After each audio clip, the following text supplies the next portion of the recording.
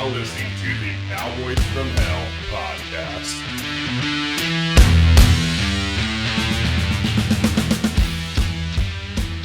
Alrighty, we're up. Ladies and gentlemen, welcome to the Cowboy from Hell podcast. I'm your host, Lanatus Husseina. With me, as always, is my producer and my friend, Jason Crane. Today, we are going to be talking about a lot of different things. We had great responses as far as questions go. We got some really good questions from you guys on Instagram, a lot of good DMs from guys and girls, a couple that I'm really excited to address. But before that, I think we're starting to find the structure of our show, introduction, today's topics, and then fan questions. And then, pretty soon here, interviews. I want to thank real quickly Chris Geeter McGee. I sat down with him last night, and he's listened to the podcast. He is in sports telecasting, and he gave me some great advice. And he shared with me some stories of some of the stuff he's done with his podcast and with announcing, and it was awesome. So thank you, Geeter. Moving forward on your advice, I'm going to try so hard today to make my transitions not as crazy. So hopefully they all relate, but if not, and I'm all over the place, that might just be how this podcast is. As far as friends go, again, I want to talk about friends today. I realized something. There's a lot of causes going on right now. You know, today girls were posting black and white pictures of themselves. Hashtag challenge accepted. Hashtag women empowerment. And my friend, you're gonna have to beep that out. Beep. So, yeah, she works in the music industry, and she is assigned accounts where she has to work with artists and companies and clients that are very cause-oriented. So whether it's feminism, whether it's anti-racism, or whether it's, I don't know, you can think of all the causes you can think of. She has to pretty much pretend that she also supports that cause because her client supports that cause, which is a super interesting place to be in. And when I heard that, I mean, imagine if you don't support that cause and your job literally relies on you having to pretend like you support that cause. I mean, not to say that she doesn't support feminism, but the way she defines feminism is very different, I'm sure, than a lot of the industry people define feminism. And so I was thinking about all these causes today, and I remember in our first episode I talked about fetishizing biracial babies and how silly that was to be addressed right now. And, you know, our producer's girlfriend made a great point this morning. She said, there are these really important causes, and now people are just trying to throw all these other bullshit causes into the mix. There's a guy on TikTok, I fucking hate him so much. Please don't bleep out his name. It is at halfcasted on TikTok. He is he's Polynesian. He's like me. He's half Polynesian. I think he's half Samoan or Tongan and half white. And he makes these fucking videos where he goes, white people, stop getting our tattoos. Or he just complains about the stupidest shit. Dude, get whatever tattoo you want. If you see a tribal Polynesian tattoo, I don't give a shit what race you are. If you think it's cool, get it. Because, I mean, and the reality is it doesn't matter. It just doesn't fucking matter. That is not racism. So this guy half-casted, he's made all these videos. He made a video talking about wearing Aloha print. Was it Aloha print or some shit? I don't even want to give this guy any more shine than he's already deserved. Just stop making up causes because you want everyone to remember you in these times of uncertainty and all these polarizing topics. Don't forget about me. What about my cause? Fuck your causes.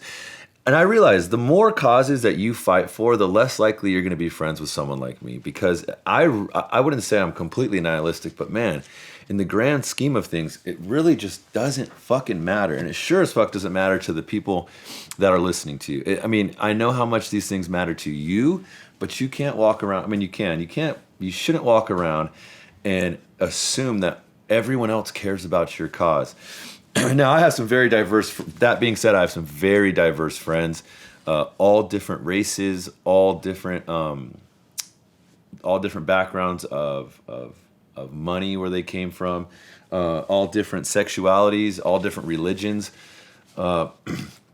I really enjoy lots of different types of people, and it's also one of my favorite subjects to talk about. So recently, one of my best friends, well, my best friend is a black guy, but he's an interesting type of black guy because he was born in England and his parents are African, so he's actually an immigrant black guy, which is like a hello my friend black guy versus a yo what's up black guy, which is like, you know, the black American.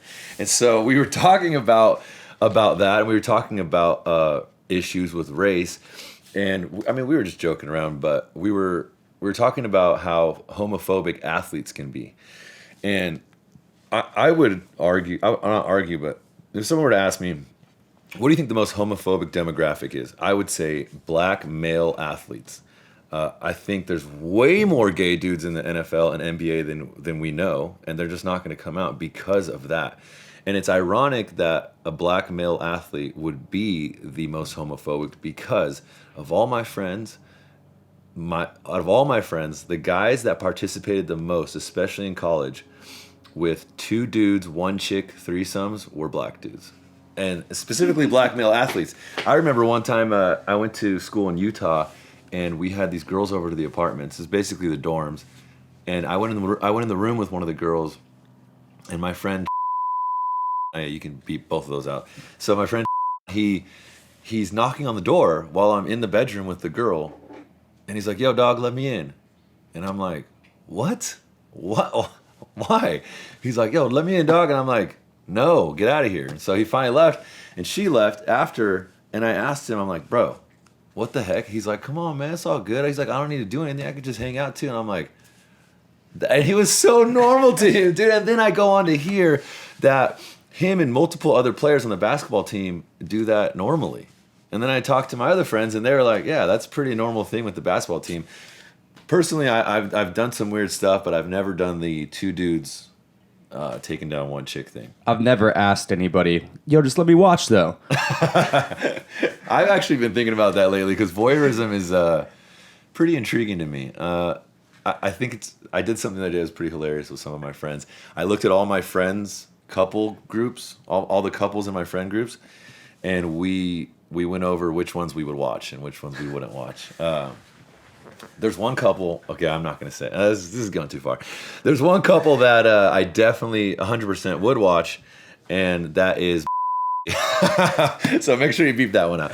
Anyways, yeah, so again, my point was in bringing that up was like, I I think we all find ourselves in a lot of contradictions because I said on the last episode, it's 2020. There's a pandemic. A lot of us are losing jobs. A lot of us are losing money, and people's health's at risk. We got to just start to relax and let things fly. It's crazy to me how upset people get over the smallest little things. We can't call everything racism. We can't call everything homophobic. We can't call everything anti this and anti that. We got to lighten up a little bit. And so the Cowboy from Hell podcast is pushing everyone to please lighten up. Lighten up for the greater good. Now we're going to go to our questions. I don't know if I want to call them fan questions because I don't know how many fans we have, but questions from the homies. We might just call it that. There's a lot of good questions. I don't know. Most of them probably people want to be anonymous. If you don't want to be anonymous, you can just include that in the question. You can say whatever. We'll figure that out. But by far the funniest question was, how long should you wait after a girl gets feasted on by another dude for you to get in there? That is a preference question. Again, we already talked about the 2 guy, 1 girl threesome scenario, and that's just something I don't take part in. So basically that person's just asking me. I mean, I need to go. I'm gonna hopefully go 24 hours and a shower. But then also you got to ask yourself, well, you know, did he wear a condom? And do you know who the guy was? Yeah, that's another good point, man. I mean, that's a heavy question. So I wish I could say who said this, but he listens to the podcast with his wife, and I feel like she'll be pissed if she's very conservative. Anyways, moving forward. We have 2 really good questions that I wanted to address today. We don't have time to go over all of them, but this one's hilarious to me too. My friend, He is a young, just graduated from college. He lives with his girlfriend now, and the way he worded this question was just so funny. Bro, I have a conflict of the heart. I love my girlfriend, but this hot Latina girl who I knew a couple years back has been hitting me up. She had a boyfriend at the time, and we hella vibed, but I just didn't want to cross any boundaries. Now she's single and flirting again. I'm too young to get locked down. What should I do? Also, I feel super guilty because my girlfriend has some problems with depression and self-confidence. Wow. Okay, so a lot to unpack here. First, I want to say, so hilarious that you felt like it was necessary to tell me she was a hot Latina specifically. But I know why he did that, because he knows I do like Latinas. That's so awesome. But the first thing I think about when I hear this is you've already figured it out. Like you shouldn't be living with your girlfriend, especially if you're not that into her. And if your interest is being piqued by this other girl, and you say that a big part of the reason why you don't want to pursue it is because of your current girlfriend's depression and self-confidence issues, it's like, my guy, what are we doing here? We can't, if you stay in a relationship that you don't want to be in, the other person's going to feel it. You can't hide your emotions. It's going to come out when you're drinking, or when you get mad at tiny little things that shouldn't be making you so angry. I did it before. I hate hurting people. It kills me to make girls feel bad. So I've definitely stayed in a relationship because I knew it was going to hurt her so bad. And the only thing it did was cause complete chaos. I think I said this before. We date because we want to know, do I want to spend my life with this person? And then once we realize, no, this is not the person I want, you're supposed to move on and continue to date. But we get attached. And so I know it's hard. The better you can be at saying goodbye when it's time, the happier you'll be. And dude, I'm not good at it. I'm fucking horrible at it. We don't need to get too much into my own personal life, but man, I think that's one of the worst things that that's one of the worst things I struggle with, is just breaking up when it's time to break up. I stay in for a long time. You're doing no party either favors. Really? By staying in it. You're not doing yourself a favor. You're not doing her a favor. Yeah. It sucks, but would you say he's 23? I think he's 23, yeah. He's got time. So does she. Yeah. She'll figure it out. Yeah. And I mean, come on, dude. You should be feasting on that hot Latina. The best part about this guy is that he is, I love you, bro, but he's like a chunky Asian dude who wears clothes that don't fit. But I love you. And the fact that you're talking to a hot Latina girl, dude, go after that. You should be being 22, 23, you should be honing your skills. Just getting better and better at talking to chicks. So that's my advice to you, my man.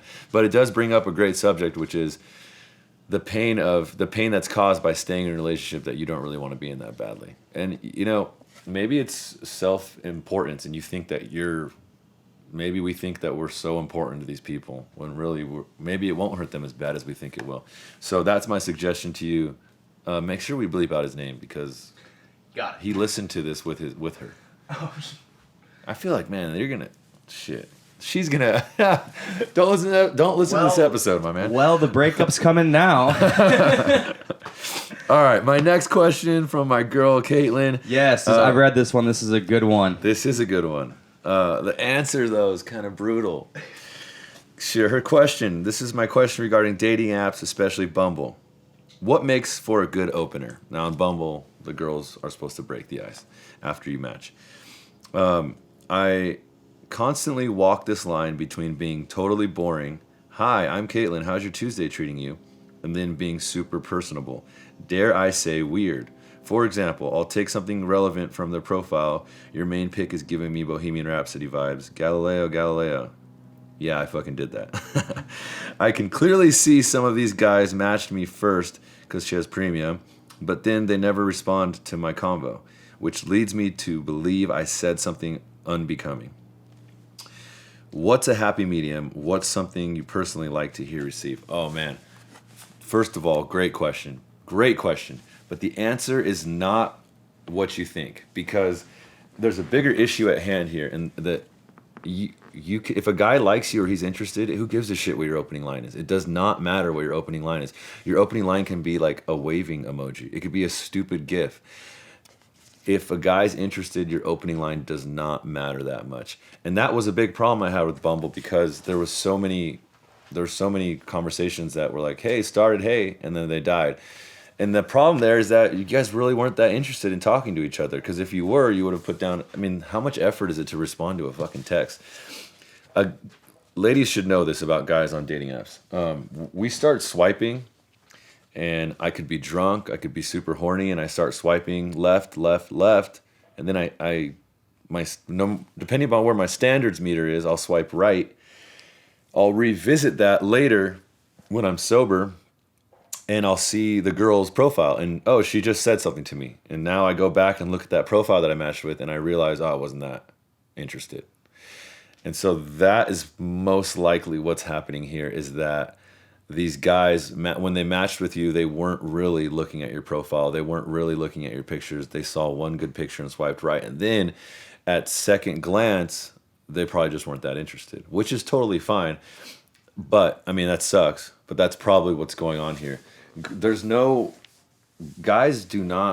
We're not good at hiding. If we like you, we like you. If we're interested, we're interested. We can't. I don't know any guy that can hide it and like make, oh, I'm playing this game, I'm trying to get her to want more. Like, that's what you guys do. That's what girls do. That's not what men do. That's not what men or boys do. It's just not the game that we play. So ladies, if you find yourself questioning, man, I don't know, does he like me? Does he not like me? He probably doesn't like you, unfortunately. And so that, I think, see, because that opening line, the Freddie Mercury one, the Queen one, that's hilarious. It's awesome. Yeah, I that's definitely a good opening line. So if he didn't respond to that, he's probably just not that into you, or just not into your, I won't even say into you, just not that into your profile, because that's really what he's looking at. He's not really getting a sense of who you are from a fucking dating app.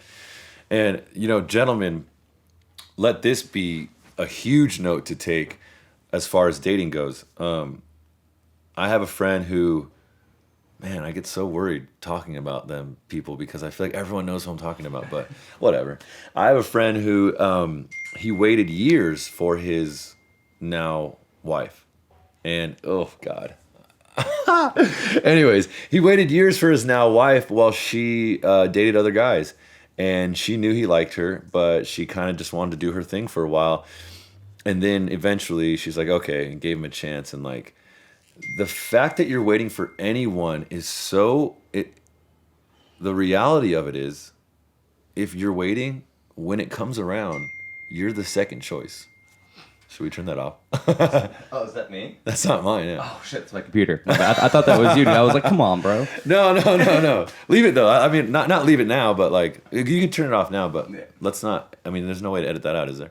Probably later. I like it. It's kind of cool. Let's just know we got things cracking over here. Yeah, exactly. To your point, dude, I had a buddy, grew up next door to this super hot chick, watched her date everybody around him, me included. Finally ends up marrying her. But just grew up next door to her, dude. I can't get with that. You're just last option. I don't know. Some guys can handle that, though. Some guys can be bigger than that. And that was one of the things. Everyone's mentality is different. Everyone has different strengths and weaknesses. I can't do that. My ego's too big to be able to handle that. That would kill me. And, back to that ex-girlfriend that got so mad. I should bleep that out. But she was pissed because she said I didn't say enough about how much torture I put her through. I didn't put her through torture. I told her, once I found out that you'd lied about things, I even said this is gonna be really hard for me to get over. And some guys can get over it. I don't know how else to put that. Some guys can get over it, and they can, put their ego aside, and they can be understanding, and they can give girls a second chance. And I mean, I essentially gave her a second chance, but man, I was a wild man. I think I hooked up with like 8 different chicks while I was dating her, and I felt I didn't feel that bad about it because she lied to me, and I like to say I never would have done that. She always says, you would have done it either way. You would have hooked up with those girls whether I lied or not. Maybe we'll not. Know. Yeah, we'll never know now. Sorry, we'll never know. Maybe you shouldn't have lied. But again, remember episode 2, ladies and gentlemen. Unfortunately, it's different when a woman cheats versus when a man cheats. It just is different. A lot of people have reached out and given me feedback, and I want to say thank you to everyone that's given us feedback. Thank you to all the questions that came in. It's really fun reading your guys' questions, and these were great today. It's all the feedback that you guys give is good feedback, whether or not it's critical. I don't care. So I welcome all feedback. If you really liked something, message me about it. If you didn't like something, message me about it. I don't care. I love to hear all of it. I just want to remind everyone, it might not be about you. So one of my friends, last episode we talked about Asian girls dating dorky white guys and marrying dorky white guys. One of my friends is Asian, and she happens to have gone through 2 divorces, both with dorky white guys. I didn't think about her at all. I did not know. I mean, I knew, but I didn't you didn't cross my mind when I was saying this until after I realized that. And then it probably looked like to you that I was talking about you, but I promise you I wasn't. Back to the dorky white guy thing. I saw some stuff, messages with other dorky white guys dating Asian chicks. So yeah, it's myself included on that one too, dude. Yeah, that's true. Exactly. See, I mean, I didn't even think about that. And so I'm going to have, if my black friends who are athletes are going to be like, I'm not homophobic. Like, dude, come on. I know you're not homophobic. This is just funny, man. We're saying this in jest. So everybody relax. Enjoy it for what it is. Thank you for listening to the Cowboy from Hell podcast. Episode 4. All right. Woo! Oh, man.